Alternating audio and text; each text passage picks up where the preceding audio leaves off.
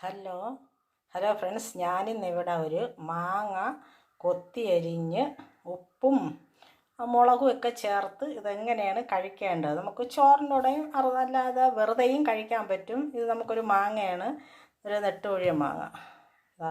നെട്ടോഴിയ മാങ്ങ നമുക്ക് വാങ്ങിച്ചതാണ് അത് കിട്ടിയത്.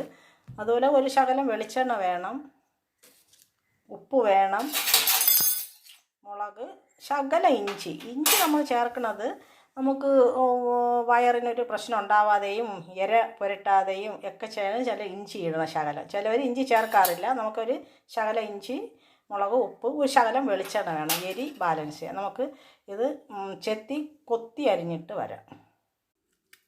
നമുക്ക് മാങ്ങയില നമ്മൾ ഇതുപോലെ നല്ല രീതിയിൽ ബീട്രൂട്ടൊക്കെ കൊത്തും പോലെ നമ്മളിങ്ങനെ കൊത്തി അരിഞ്ഞെടുത്തിട്ടുണ്ട്. നമുക്കിതിൽ ഓരോന്നോരോന്ന് ആഡ് ചെയ്യാം. മുളക് പൊടി, അതുപോലെ ഉപ്പ്, പിന്നെ ഇഞ്ചി. നമുക്ക് ഒരു 1/2 സ്പൂൺ വെളിച്ചെണ്ണ, ഒരു 1/2 സ്പൂൺ വെളിച്ചെണ്ണയാണ്. ഈ മുളക് പൊടി ഒന്ന് ബാലൻസ് ചെയ്യാനാണ്. നമുക്കിതൊന്ന് ഇളക്കി യോജിപ്പിക്കാം. നല്ല അടിപൊളിയാണ് ഇത്. നമുക്ക് ഇഞ്ചി നമ്മൾ ഇടുന്നത് നമുക്ക് ഇര പുരട്ടാതെയും ഒരു പ്രത്യേക ഒരു ടേസ്റ്റ് ഉണ്ട്.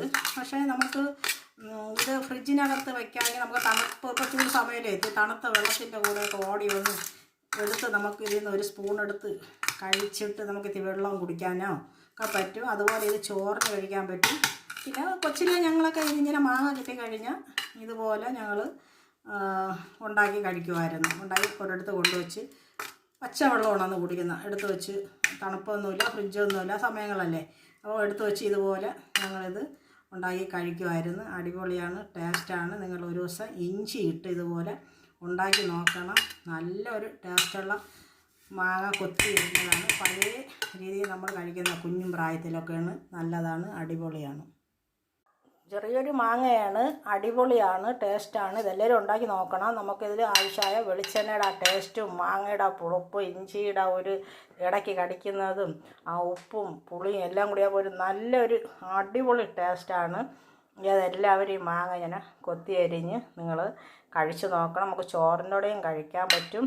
അതുപോലെ തന്നെ നമുക്ക് വെറുതെ കഴിക്കാം. നമുക്ക് പെട്ടെന്ന് നമുക്ക് എവിടെയെങ്കിലും പുറത്തുനിന്ന് പോയിട്ട് വരുമ്പോൾ ഒരു ശകലം ഇത് വെറും വെള്ളം കുടിക്കുമ്പോൾ ഇതിലൊന്ന് വായ്ക്കകത്തിട്ട് ചവച്ച് ഇത്തിരി വെള്ളം കുടിക്കുമ്പോൾ ഒരു പ്രത്യേക ടേസ്റ്റാണ്. നമ്മൾ ഈ നെല്ലിക്കയൊക്കെ കഴിച്ചിട്ട് നമ്മൾ വെള്ളം കുടിക്കുമ്പോഴുള്ള മധുരം സൂപ്പറാണ്, അടിപൊളിയാണ്. എല്ലാവരും ഇത് ഉണ്ടാക്കി നോക്കണം, കമൻറ്റ് ചെയ്യണം.